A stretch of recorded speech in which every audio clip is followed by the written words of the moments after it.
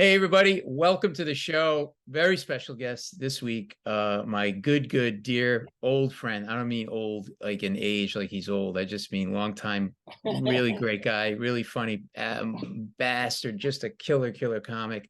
Dante Nero, what's up, buddy? What's going on? And I'm kind of old too, but a little bit of both. Yeah, I you got always say bad. I've seen more sunsets than I'm gonna see. So that's No, no, you're look at you. You're in amazing shape. We go way back from doing stand up in the city together, and I said to you I was just on your podcast, uh yeah. 202 Man School and Man School 202 rather. And by the way, Dante's got a terrific podcast, Man School 202, which you have to listen to. It's about relationships. He gives consultations. You've seen him on Comedy Central, on HBO. You've seen him on everything. And also a great actor, too. You've been in some badass movies. Thank you, man.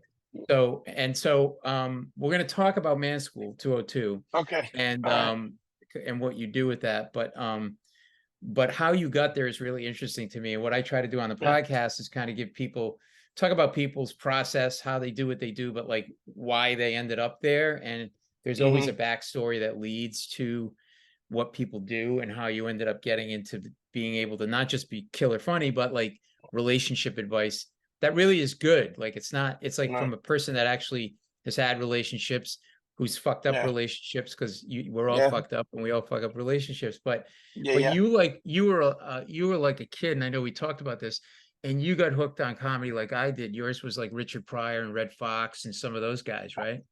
It's funny when I say that I was the kid who Letterman, not even Letterman, Johnny Carson. Yeah. My family was watching Johnny Carson, and they would put me to bed, and then I would sneak up the stairs and then peek through the crack in the door and just to see the stand-up comic. So like it's funny because I was so into it. Like I remember names like Gary Mule Deer Yeah. and yeah, Jake Johansson and Yeah. just There Pat was a Cooper. there yeah, there was a Johnny Carson on the other night because it's on Antenna TV network, and it was Barry Sobel's first appearance on the show. Wow, that's crazy. Crazy. That's Yeah. crazy. So now what hooked you Yeah. about it? Because the same thing happened to me. I used to beg my parents to stay up to watch comedy. Like, what was Uh, it, do you think, in looking back, in I retrospect? just Like, thought I was funny. It was just so much joy, just yeah. making people laugh. My dad was like a big My dad was 5'2". Never was more than 145 pounds, but he had this huge personality, and he would always joke and tease and stuff like that. He was also a guy who did youth work from like 1935, like when he was in World War II. He was always into something. Like he did In Brooklyn, exhibitions with. right? You guys are from Well, Brooklyn, yeah, born and raised. yeah. Yeah. Yeah. He was initially from Harlem, then Queens, and then I was a Brooklyn boy the whole Right. time. My 16 brothers and sisters, 8 boys, 8 girls. And when he went to World War I, him and his brothers went to World War I, and he organized boxing exhibitions with Joe Louis in World War I. And then when he came home, he would do women's basketball. He would do all kinds of tournaments and stuff, softball, ton. How did he connect with Joe Louis? How did that happen? Just Harlem. He was like a personality in Harlem, and just these were just people that you knew. My papa was always a real big personality kind of guy, and he just always, as long as I can remember, he knew people. He Yeah. just, like, as a kid, we would go for ice cream, and people would yell. Like, we could never get there because people would stop him to talk to him. I He's like the remember mayor of being the like, neighborhood, right? Like the mayor oh of the yeah, I neighborhood. remember being 15, and they had a wall with like Nelson Mandela and Shirley Chisholm and Muhammad Ali, and he was next to Mandela and Dinkins. Like, he had a picture up on the wall. They actually named a park and a street after him at the old Dodger Stadium, Ebbets Field in Brooklyn. He was a Wow. real prominent dude, just a prominent Brooklyn dude. You had So 16 brother. I never knew that about you. Was it all from the same parents, or is it a mixed family? his eight brother, 8 boys and 8 girls. They had. I mean, my dad was the youngest of 16, born in 1920. So that's just kind of what they did. Ooh. Yeah, He, I'm Italian he, Catholic, but we didn't do that. That's insane. yeah, That's like you yeah, guys are like taking it another notch. You're just showing off like how much sperm you guys have, like active sperm. yeah. I That's think it just was show. also because you're talking about, we're literally talking Jim Crow time, and so all the kids worked, and they worked, and like I remember him telling me that he used to do pick up scrap metal and whatever, like they all had Yeah. jobs just to survive. It was weird because I mean you kind of create more mouths to feed. So my Yeah. grandfather was actually a bootlegger who was a train porter. When you had all black train porters, and he used to take the train up to Canada, and my grandmother had sewed this big overcoat with these pockets, and he would put 16 bottles of Canadian hooch, and he would bootleg down during Wow. that, prohibition and shit. So Yeah. Did yeah, your family, your parents, your father must have experienced racism and all of that, and like how I did? mean it's Jim Crow. We're talking about Jim Crow. I mean, I definitely feel like all of his brothers and him were in the army, and they were, their thought was we'll go to the army and then serve as patriots, and then they'll know that we deserve to be here, which we know how that turned out with the GI Bill and all of those Yeah. things that Yeah. that they promised people, the redlining and all of that scrap Right. that was going on. But that was kind of as a black family, that was the thing. It was like we're gonna be the best of what we could be, and then they won't have any choice but to accept you. But that really wasn't in the cards in the first place. What you're asking people to do is to relinquish power and privilege when they don't have to. You know, Yeah. I mean, who does that? Right. Uh, Right. Right. I mean, you do that when you're mature and it's a moral dilemma. But I mean, even then, it's like, why would I give my privilege up? Yeah. So What did he teach you in terms of how to deal with racism? And because I'm sure um, you've seen it over the years. well, I Although mean, you you're, gotta, yeah. I mean, I think, I mean, like he was an older guy. I mean, he was, like he's the youngest boy of 16. So my oldest grandmother was born 18. My oldest aunt was born in 1896. mm, So, we're talking about an array of 20 years of kids. And yeah, I mean, the thing with us was you just had to know you get to talk. Every black child knows you get to talk when you speak to cops. Yes, sir. No, sir. Or do what they say. Shut your mouth. Do whatever they say. Stay alive. That kind of thing. What's interesting is the way that they perceive that police brutality is perceived now. Imagine what it was when there were yeah, no cameras, yeah. no accountability. I mean, realistically, I'm a big history buff. I mean, the first time that a cop was actually uh uh taken to account for killing an unarmed black man didn't happen until 2016. That's the Mm, first time that cops were held accountable, and we're talking about unarmed. So, right. so that's a hop, skip away. Yeah, exactly. And did So you like? But so you're getting to be an older kid and all of that. yeah. I come from a pretty blue collar family. I know you do. Kind of like entertainment is not something that they think about, right? They want you to get a good education and go the next level that they Ah, didn't go. Like, what were you kind of, were you guided a certain way, or you were I like, went to school. You were supposed to go to college. There would be education. But my dad had an eighth grade education. My mom had a sixth grade education. So it was just both my sisters went to college and got masters. One of them had two masters. One of them had, and another one had both. Two of them had two masters. And mhm. so I went to school. I went to SUNY New Paltz. I went to college, but it wasn't. Um, We'll talk about that I, because my you went on a fencing scholarship. Right, right. So my dad worked for the Parks Department. And you don't have the In body of a fencer. I'm sorry, I got to well, tell you right now. not You're now, but like, so would but you just not really fence? Would you like point the thing and then just get the guy in a headlock? And well, it was weird because at the time I played rugby, I played football, I played and fencing was something that I took up in like so my dad worked for the Parks Department.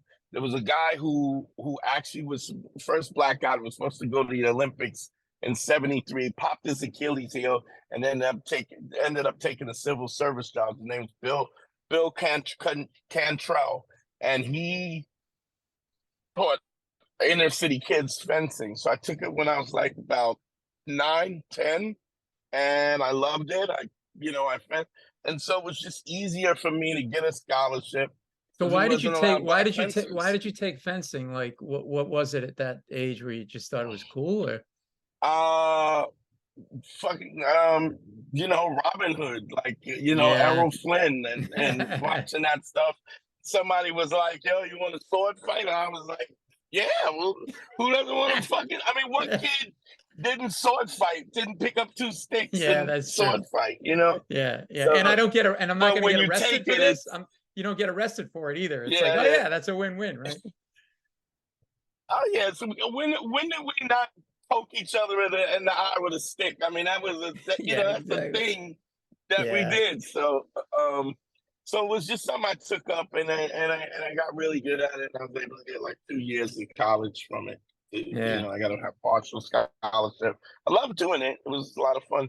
But my dad was such a big personality, and then he promoted basketball tournaments. So in Brooklyn, like we couldn't go anywhere without him getting stopped and Hmm. talked to and stuff like that.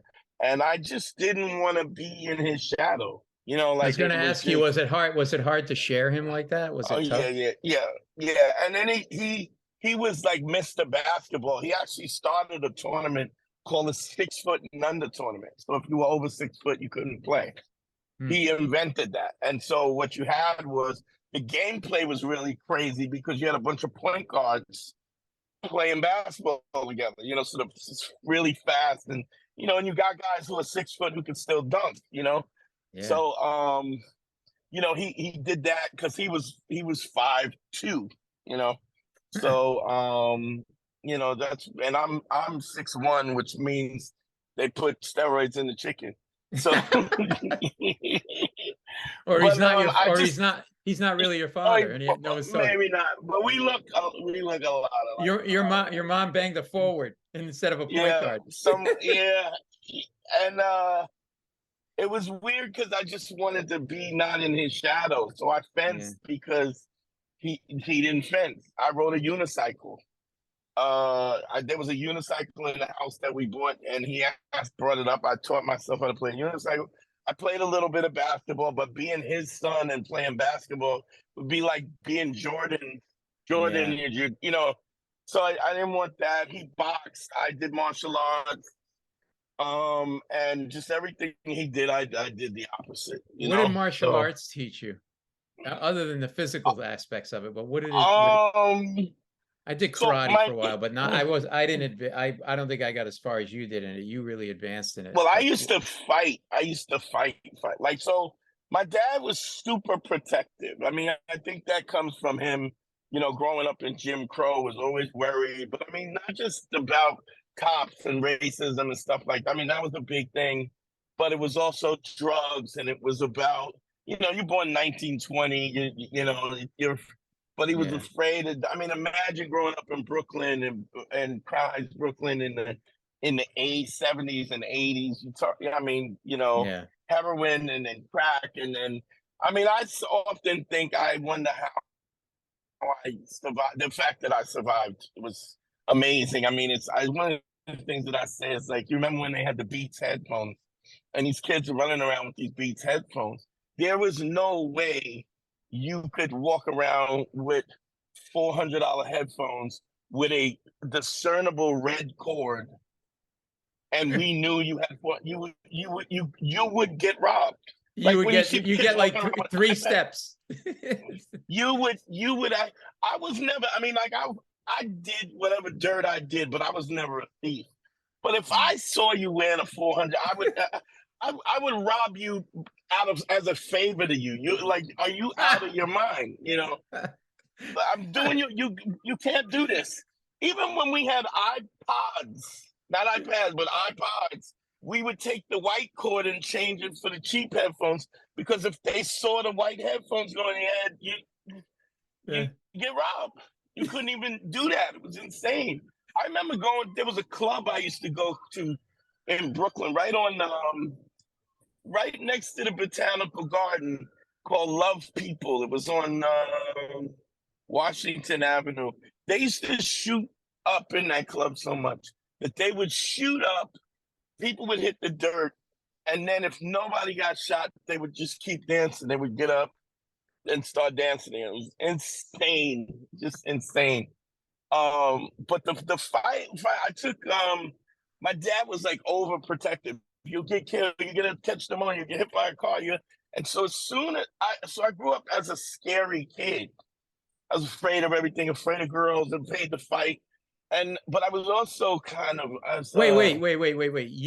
I don't see what, yeah. I was a because you weren't scary. sort of you weren't kind of the I was a little muscular guy. guy. It was, my dad was 5'2", so I was a little guy. I didn't get a growth spurt until probably junior and senior year of high school. So I was a little dude. I started lifting weights, but I was still a little dude. I remember him meeting people, and they would be like, "Man, he's getting tall. He's almost he's gonna be a shrimp like me." He used to always say that. And then, but he was afraid of everything. He was afraid of.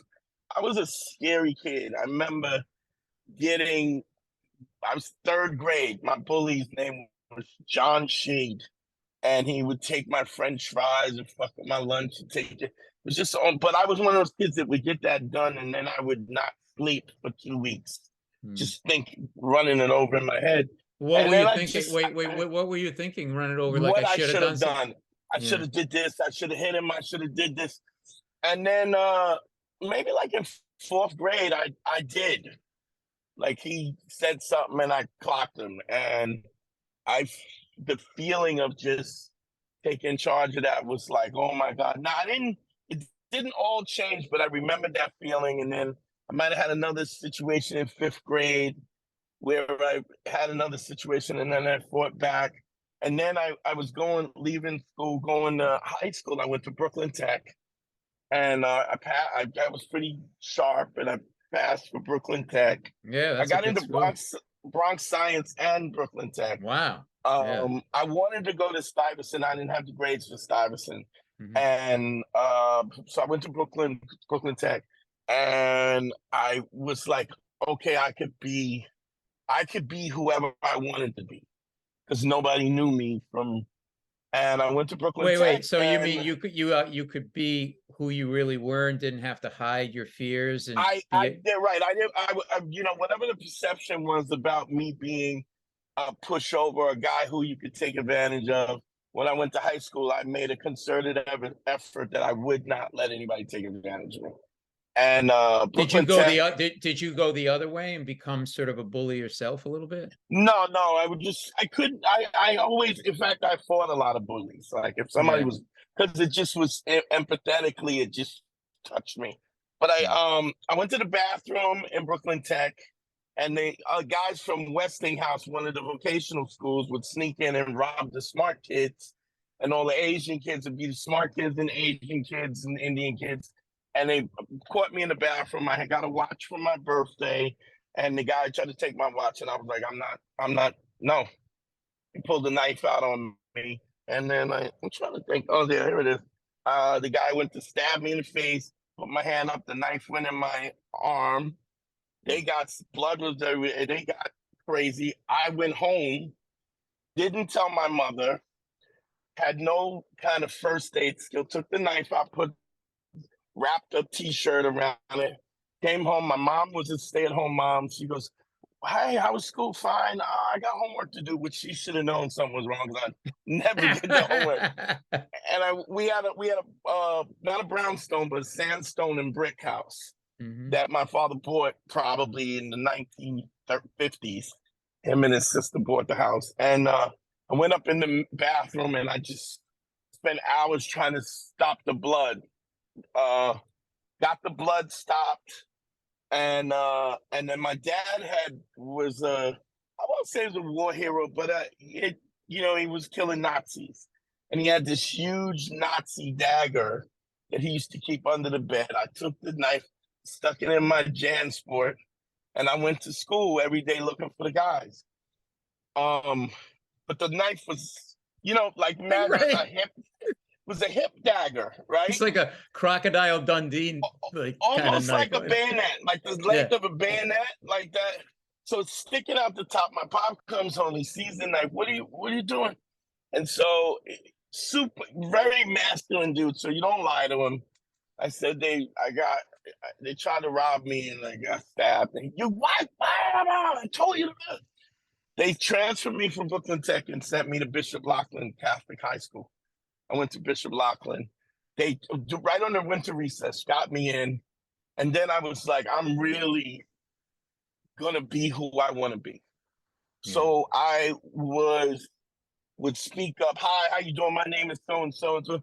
As soon as somebody fucked with me, I would instantly fight. So here's the thing. I think this is an inside Black thing. If you're a light-skinned guy in the Black community, there's a lot of colorism because white supremacy has trained you that lighter is better. And so if you just for the listeners who aren't seeing this, you're a light-skinned Black guy. You could pass as Latino, Spanish. even it's funny because any movie that I've ever done, I've never played a Black dude. Yeah. I've played New Zealand, Fiji, Puerto Rican, Dominican, just never played a Black dude. Yeah. So but if you were a light-skinned guy and you were fairly good looking and shit, then it was automatically in the hood, they would think that you were a pussy. So you would get unwanted, they would try to think they could rob you and this and that. And that was just the thing. Bronx Queen, I mean, if you were light-skinned dude, because the dark-skinned guy with the scar or the ugly dude it was always assumed that he looked like he could fight. But I was very aware of what this, so the minute somebody would say something to me, I would clock them. I would crack them. And what I realized was, everybody's scared. Like all of this is a facade. Yes. Deep down, nobody wants to smoke. And if you're willing to take the first punch, because even when you're in an argument with people, it's like you say this, I say this. We're both kind of looking for an off ramp, or we're hoping one of us backs down. Right. So we go from level to level. Of what I knew that was the way in which human beings interacted. So you said something to me, I said something back, you said something to me, and I cracked you in the mouth, and it would be like, whoa, wait a minute, we're supposed to keep going back and forth, and then my mother's supposed to call and go, wait, yeah. Somebody breaks it up, or whatever, and I would be like, nah, crack you and go, all right, now what the fuck is up? Yeah. And then everybody was like, yo, he's crazy. Like, and then it got to be that nobody really wants to smoke, and so that you get this reputation where you're like, oh, this motherfucker's, what's wrong with him? But it was all calculated. It was me really just fighting my fear. So, right, because you didn't really want to get in those confrontations, and so no. But if it was going to happen, I wanted to be in control of it. Well, that's smart at that age to be able to think through that on those levels, because what you're saying to yourself is, well, if I throw the first punch and I make my mark here, it'll send a message, don't fuck with this guy, and then I won't have to deal with being afraid of having to fight people because I don't really want to fight people. Right. And the fight is on. So this is something else. I used to say this when I was like 14 years old. I don't think I maybe didn't understand it, but fear exists between the time when the opportunity is presented and how long you take to access the opportunity. So guy says something to you, you say something back. Boom, boom, boom, boom. The longer you wait to act, the more difficult it is. Act. Same thing like I would go to a dance and there'd be some pretty girl and I would not ask. Before you know, they turn the lights on, the party would be over and I wouldn't have asked. So when I would go to a party, I would go see an attractive girl. Wow, she's cute. I would walk over to her. You want to dance? And she like, it was almost like she took my forwardness as confidence, but it really wasn't. I was scared to death. I just knew if I didn't ask right away, I wouldn't ask. You would torture yourself and you didn't want to put yourself Yes, through the torture. It was like pick your right, poison, right? right. Yeah, yeah. Right, you ever That's do that when you're sitting and you yeah, wallflower and you just, yeah, I'm gonna go, and the yeah. longer you wait, the bigger. Which is funny because I remember taking physics in high school, and you remember inertia, the things in Yeah. motion tend to stay in motion, things at rest tend to stay. And it just, I was like, oh, this is this thing. You take a boulder and you drop it in the sand. The longer it Right. sits in the sand, the harder it is to move. Whereas Right. if the boulder drops and you can actually move it while it's bouncing. And so I even at a young age, I started putting this kind of Mm, philosophical under like that. I started understanding that things. So whenever the opportunity presented, I would access it immediately. And then what I realized, the second thing I realized was everybody's afraid. mm. Nobody really wants to step up, right? But you can train yourself to step up. And so it got to be like a guy would be like, yo, who the fuck is this motherfucker? They would piss. And so in the black community, you like, and they call you piss colored or yellow motherfucker or something like that. And they go, piss colored motherfucker. And I would just hit a dude. Or it got to the point where, yo, who's this pretty motherfucker or something like that.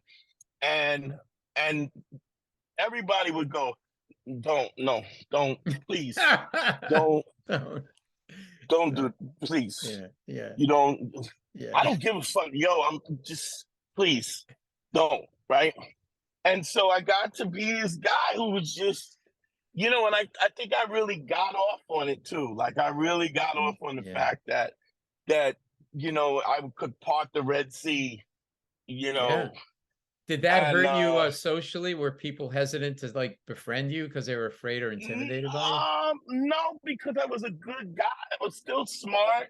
I was a smart kid because I was a good dude and I was a good friend, but it was a weird anomaly. Like I didn't fit into like that kind of street thing where guys would wear 8-ball jackets and shell top Adidas and stuff like that.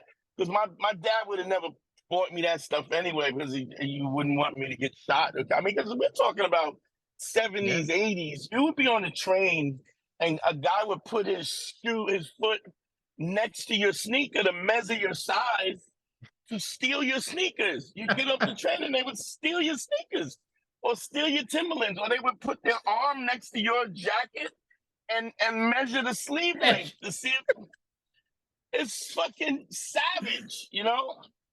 So Uh, if a guy could do this, this was something guys would come up and, yo, what size shoes you wear? And your answer would be my size, motherfucker. And then that like this wasn't anybody that would tell you from my era. That was it. I could tell any 50-year-old dude, yo, what size are those? And he'll go, my size, motherfucker. That was the answer.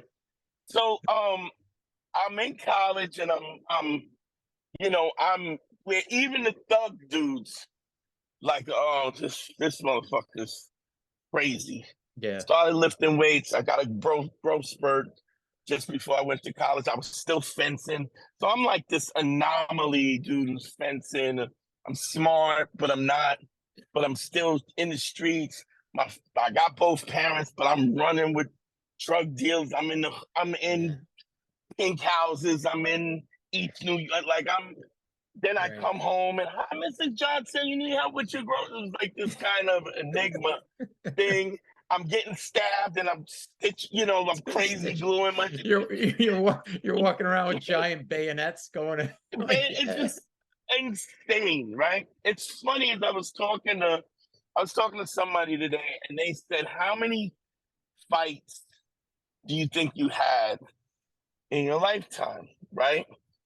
and it was like, I'm not an ego guy, Mm. so it just was kind of, somebody fucks with you, Yep. you deal with it, you know. So I never even thought of it. And I said, well, I can remember 5 in elementary school, right?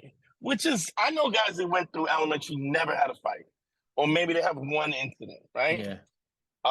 In elementary school was 1 to 8 for us because I went to Catholic school, right? Mm. Altar boy, the whole, just an enigma of absurdities. And then I'm taking martial arts, and I'm dabbling in martial arts. I go to college. I run into a dude, and then I come back from college. I didn't finish. I started working with mostly disturbed kids.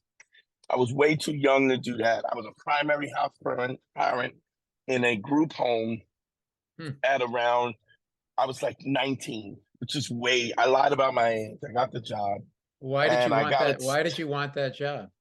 It was good money, and that's what everybody did. Either that or you worked retail. You had no Yeah. skills, and it was good money. Plus, you could work, like I would work 3 days on and 3 days off.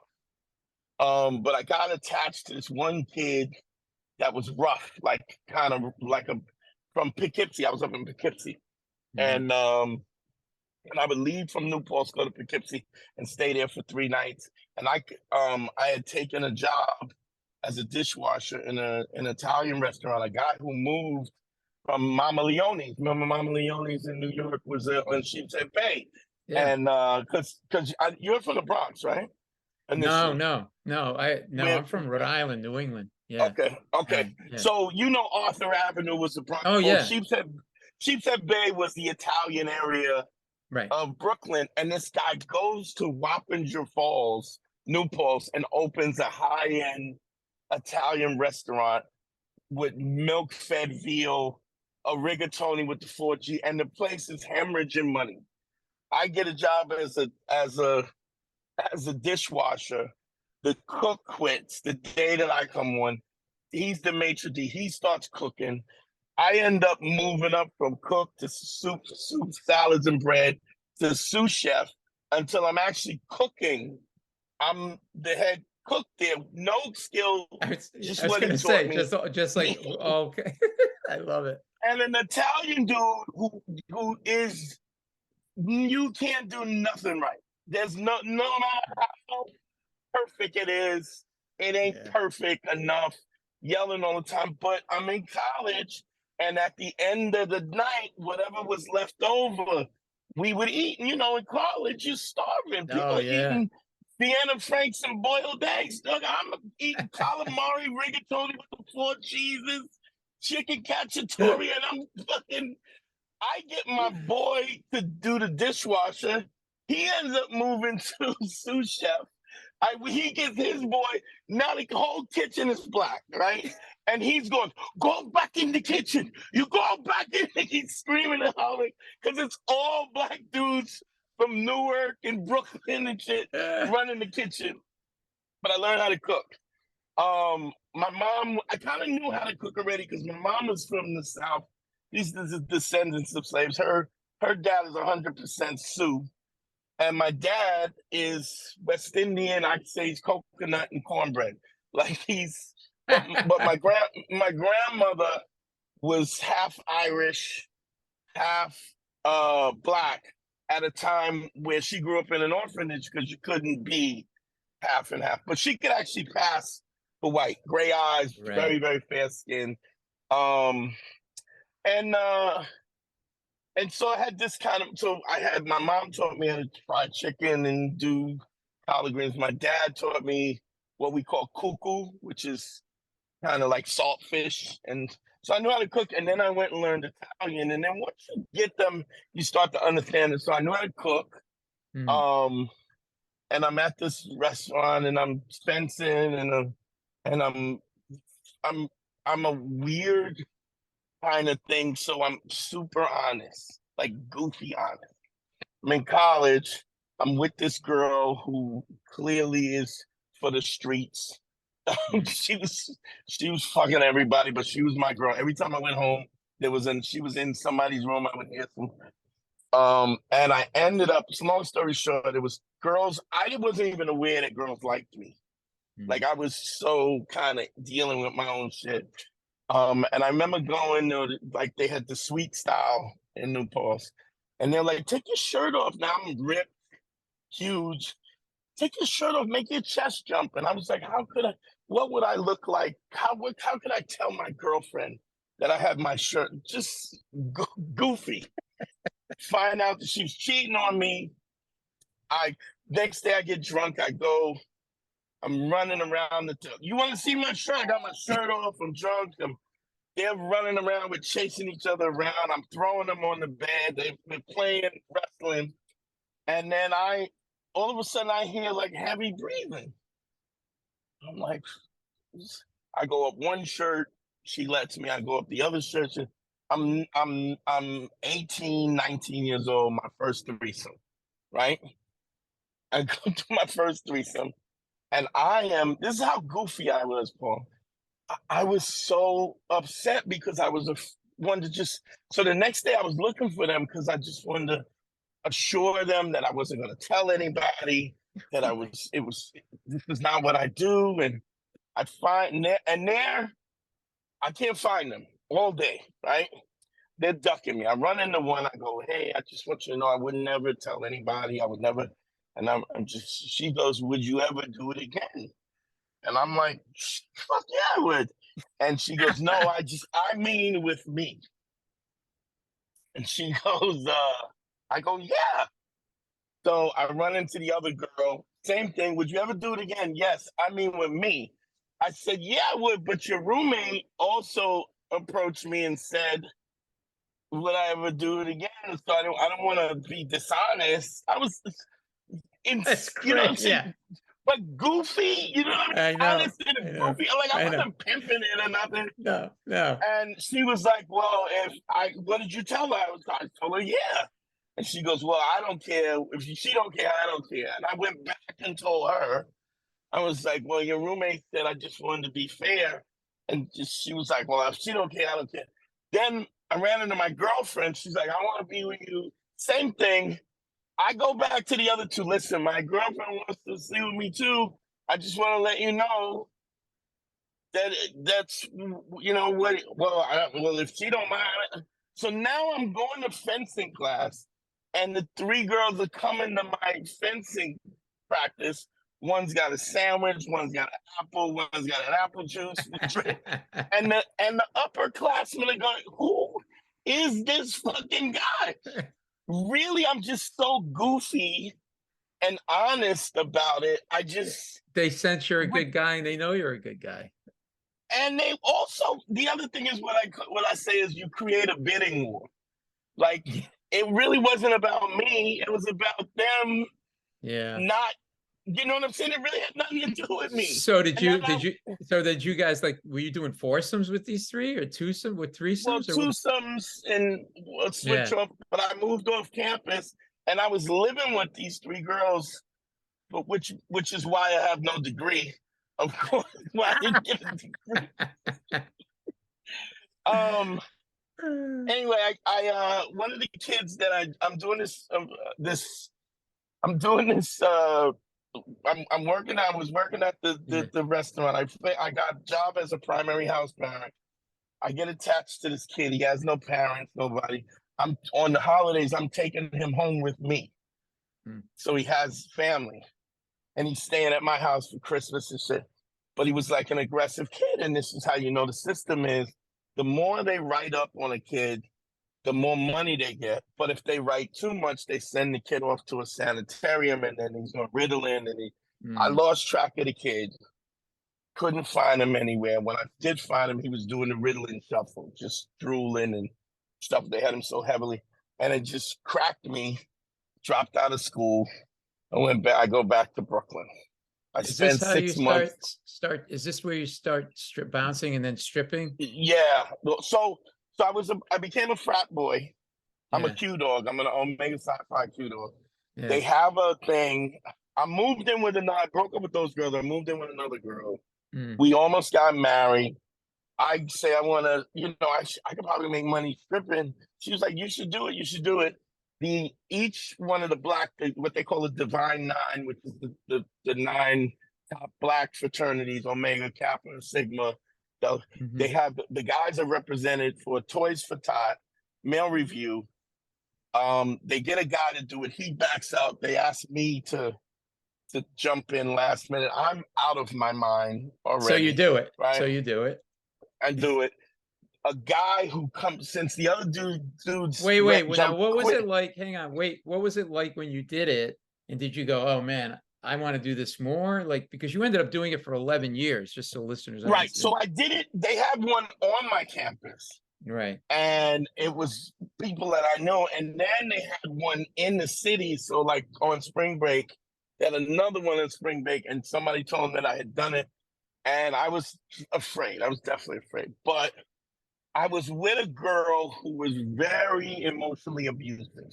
Parents used to beat each other and stuff. And so she was very verbally abusive. Like her and her sister would argue like this. Like she'd go, bitch, you wore my sweater?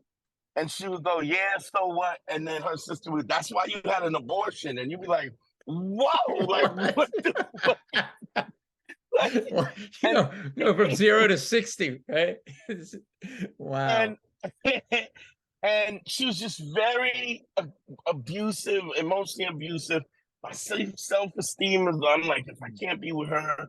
And then I go home and I start stripping. Now I'm hanging out with this girl. She's telling me I ain't shit. I'm dancing in front of 300-400 women. Now, are you dancing because of the money, because of the adulation? You get off on it? Like, what is it about? First, I had dropped out of school and I hadn't done anything. I was like, this would be a great. So you needed the money. Yeah. So you needed the money. Yeah. All right. And I wasn't doing nothing. My mom, I'm sitting on the couch. I'm depressed about this kid. I do it, but then there's this disconnect between women chanting my name. So my stripper name was Prince Mandingo, right? So I know people use that as a terminology now, but I was the first guy. We're talking about 89, 88. So I don't know if you remember Maceo, the comic. Yeah. So remember when they did Uptown Comedy Club? Yeah. They had when Kevin Brown and so they used to do him and Flex Alexander used to do this thing. I am the real Mandingo. I am the real Mandingo. They would go back and forth like that. That was because they knew about me. Like it was we're talking about 89, 90, like now, that. What is this like for you? Like, are you getting laid whenever you want as a stripper? Like, are you just now getting out of control? I'm still with my girl. I break up with my girl because there's a disconnect between these women yelling my name and her telling me I ain't shit. And I'm like, something wrong here. Yeah. Now I'm in it. And there's women, it's just insane. It's like, even if you're not the best looking guy, just the environment itself creates a situation. And it's got to be hard to walk away because the more you get that adulation, the more like, and you're even halfway good at it. Like you said, you just keep going, right? You don't know when to stop. Yeah. But I also was like philosophical. So when I did it, did you ever watch wrestling? Yeah, when you were younger? Wrestling. Yeah. Okay, so remember how wrestling was in the beginning? You had regions before there was Vince McMahon. So stripping was the same way. You had Bronx, Queens dancers, Brooklyn dancers, and never the twain shall meet. There were a few guys that superseded the boroughs because they were just built amazing or had a following that they crossed over. But if you hooked up with it. So what I did was when I first started, I went to the top guys. Oh man, I was just gassed. I was like, oh man, I'm such a big fan. Yo, one day I hope I could be like, oh, I'll take you under my wing. And I would do that in Queens, Bronx, Brooklyn, and Manhattan. And then, so my name, so like what it is you do your stage show. And then after your stage show is like 2 or 3 records. And then you go out in the crowd and you just mull around the crowd and make tips. So they would never pay me, but they would say you could come and tip out, like where you could just go in the crowd and get tips. You get oil up, you put your costume on, and you get tips. I would go when everybody was just getting money. I would go and do my stage show, in the middle of the floor after the show was over. And I would do a full stage show. And they would be like, who the fuck is this guy? And then I would hand out my business cards, right? They'd be like, why wasn't you on the regular show? Well, if you want me, tell the promoter. And I did that for a year, just dance for free, handed out cards. Everybody left with a card. But in a year's time, they were like, we want to see what happened. How come you don't have Mandingo on the show? Plus, I started making private shows. Girls would hire me for bachelorette parties. Yeah. Then I got on the big shows. Then I put a group together, 16 members on the group. And I had this idea. So we had these long, they were all like kind of nobodies. And we all had these long Western dusters, kind of like Tombstone. Yeah, yeah. And everybody had a black hat. You could wear any black hat you wanted, but it had to be a black hat. And it had the logo on the back. I had a graffiti artist did the logo. The group was called Wet Seduction. He did a crazy logo. He actually does comic books, independent comic books. Like, guy's an amazing artist. And then you had your name, and it was like personal, your own character.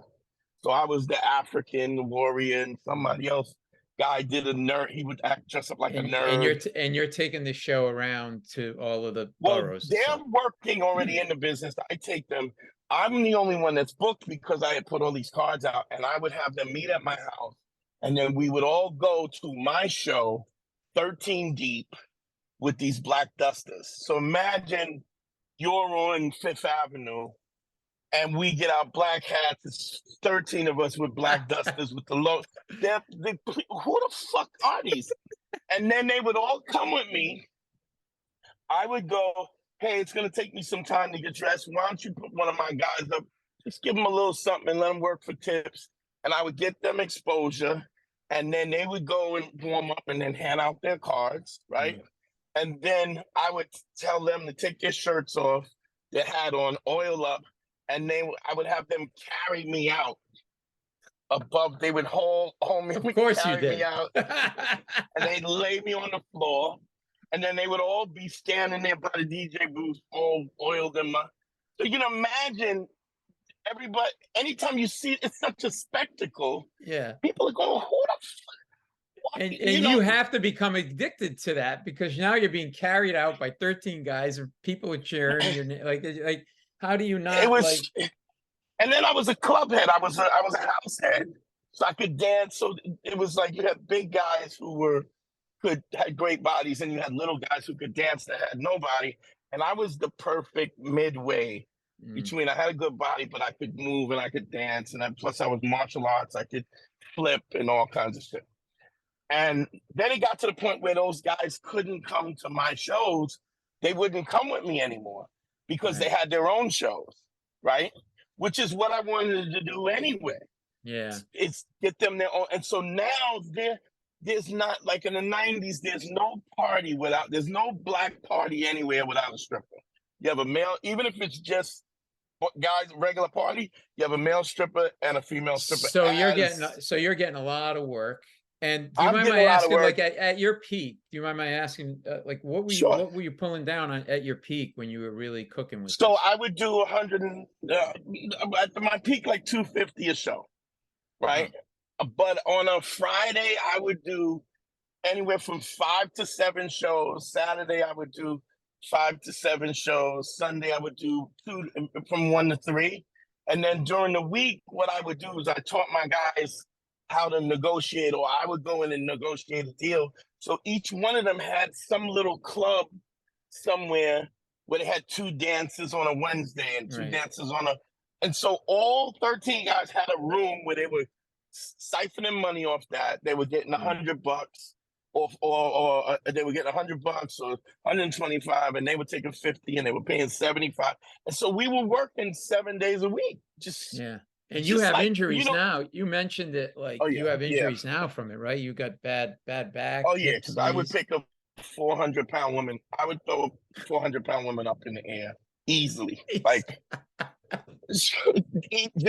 and you just think you're never gonna run out, and like your back.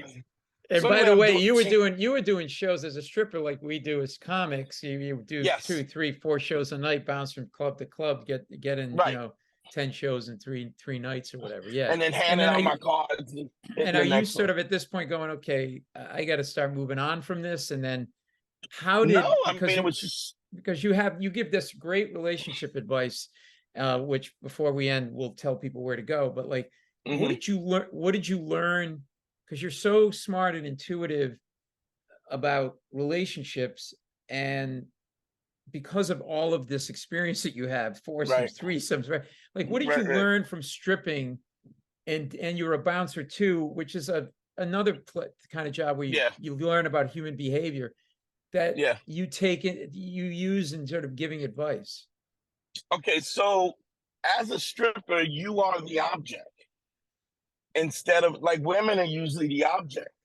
But as a stripper, you are the pursuant. Like you're the person, they're pursuing you. So I literally remember doing a gig out in Long Island where this they hired me to do this girl. She's getting married the next day. This is her bachelorette party. I'm getting dressed in this bathroom in the basement. The bride comes in and she starts blowing me she's getting married the next day. We get busted Well, just in by fairness, just you are Prince Mandingo, so who I wouldn't well, want to like play? like come on. Come on, you know what I mean? We get busted by her mother-in-law, right? By her mother-in-law. And her mother-in-law, I always say that this is her mother-in-law says, "You funky bitch. You in here sucking dick and didn't call me." And then they both blow me in this bathroom. And I am flabbergasted. Like to think that women would even, like my perception of women, my Yeah, mom was a stay-at-home mom. She worked for she was the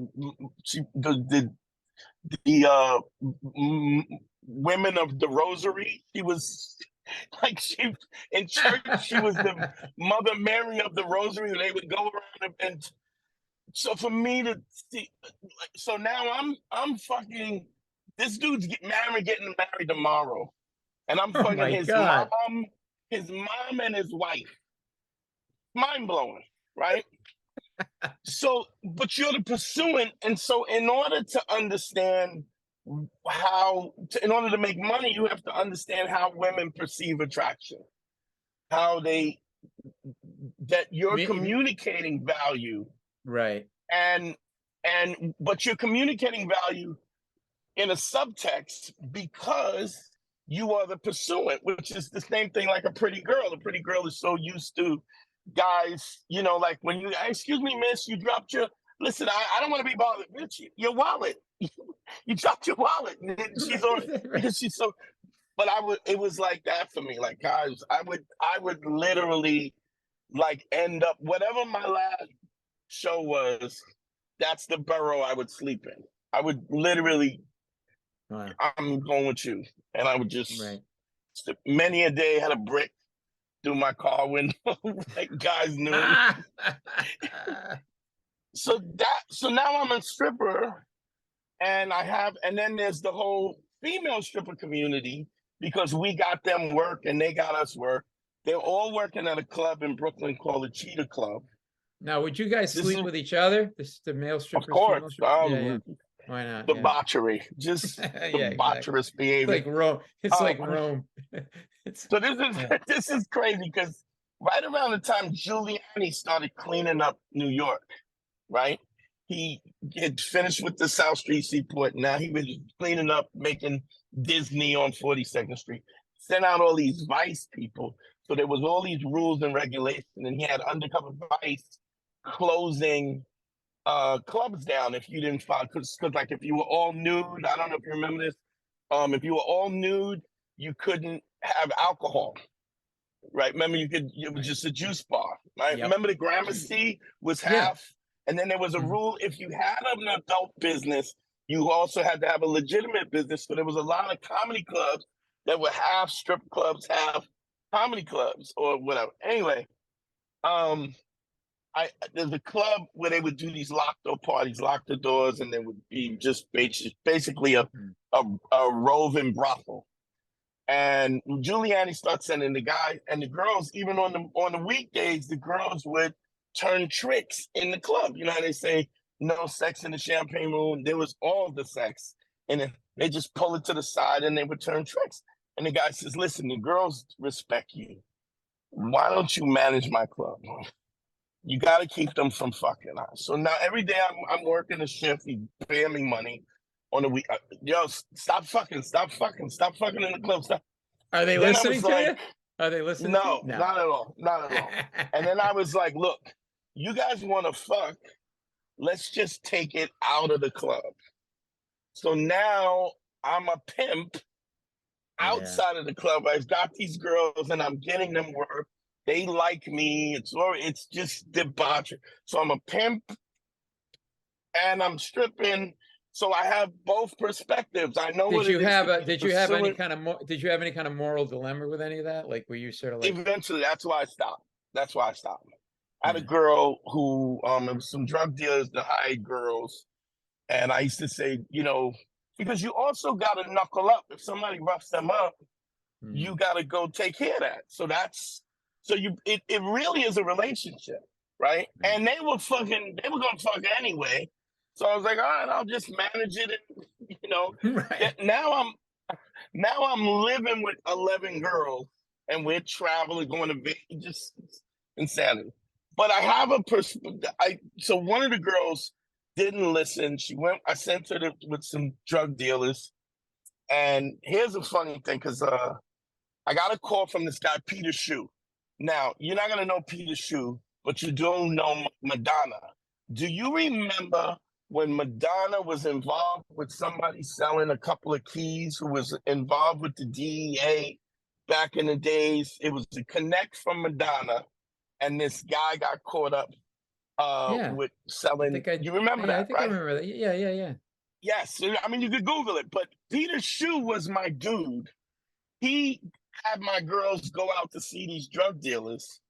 And I said, make sure y'all come back together. There was one girl who, the head guy, I'm not, his name is, I won't even say his name. But Mm, anyway, he's like, why don't you just stay with me and they could go back. She stayed. He passes out. They rape her, break a Moet bottle, and they hold it to the neck, and all these guys rape her. And then I mm, was like, I'm out. yeah. I'm not gonna. So even when guys would go, yo, I got a bachelor party. Can you get me some? I was like, I wouldn't even recommend. So Um, you would, so now you're at a crossroads, right? Because you're like, well, what are my skill sets? I can cook, I can be a bouncer, yeah, I can strip, but but like, where do you go next? Because before we wrap up, I want to talk about how you're using okay, all these all right. So experiences to do your man school and everything. right. So what happens is, I'm in love comedy. I'm producing male reviews as well. I did one with 4,000 women once. First guy to strip at Tavern on the Green. I stripped at Tavern on the Green. Somebody hired me. Um, I'm I get a toothache. I take a job with the phone company for the dental. 94. But Def Jam breaks, and I start to take comics, Tracy Morgan, Mike Epps. I put them up early on the shows. They warm up the shows, then the strip show. So I'm in now. Oh, I love comedy. okay, that's how you go. Yeah. Okay. So I'm Yeah. producing comedy shows on the Chitlin Circuit side, and I know Tracy and Mark Theobald and all of those guys. And then I'm working at the phone company, a legitimate job.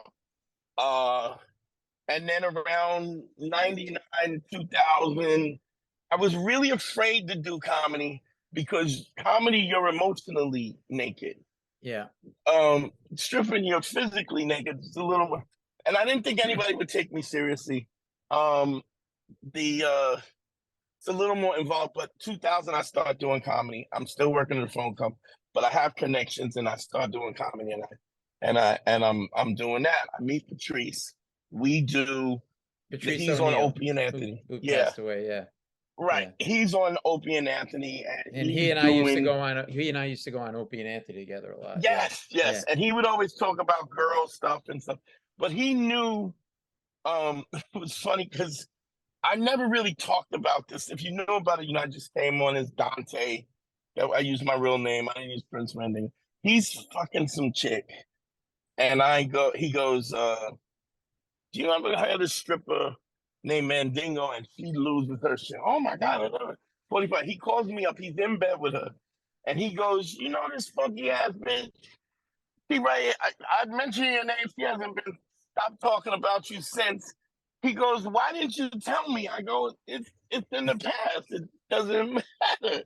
He was like, well, I apologize because I didn't know. She won't stop talking about you, right?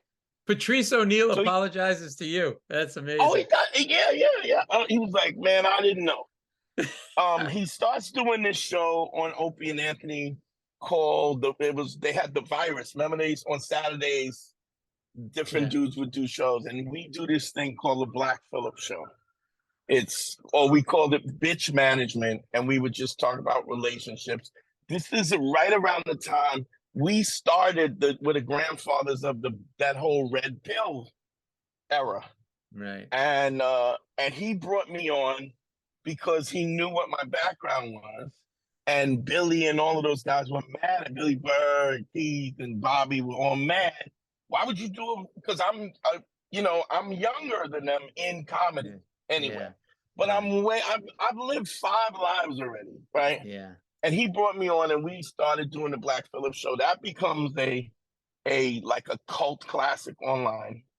And then he passes away. I pick up the mantra I missed him, and it was called Black Phillip because Opie says you're like the Black Dr. Phil, and he goes, yeah, Black Phillip, right? It was the joke, and then I pick it up and I call it Beige Phillip because I'm light skinned, and I continue doing the podcast, and then and now I'm working at a blue collar job where guys make $150,000-$180,000, build a house for their wife, and then not getting their dick sucked and not having sexless marriages and stuff like that. And then, oh, my wife this, my wife there. Everybody's going happy life, happy wife, and I'm going no, because I literally had girls selling pussy for me.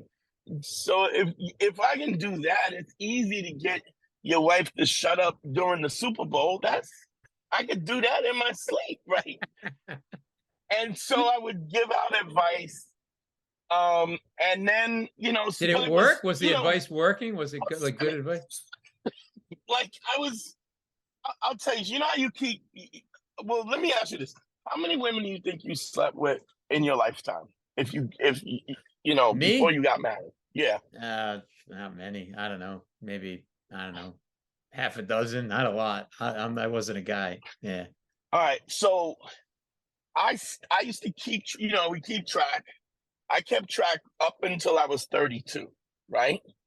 At 32, I was at like 1,400 by 32. Oh my and God. I stopped counting then, right? Did I say half dozen? I meant 3,200. That's what I meant. But I mean, it doesn't even matter. I mean, you know what I'm saying? I always look at it was the situation I was in. Yeah. And then I was also, I didn't say, like, I had gotten over fear, so I didn't mind asking. Like, it wasn't, yeah. you know what So I mean? you had all of this experience between pimping, stripping, all these women you were fucking. You were basically, without the actual degree from college, you had a street degree in relationships and psychology around relationships.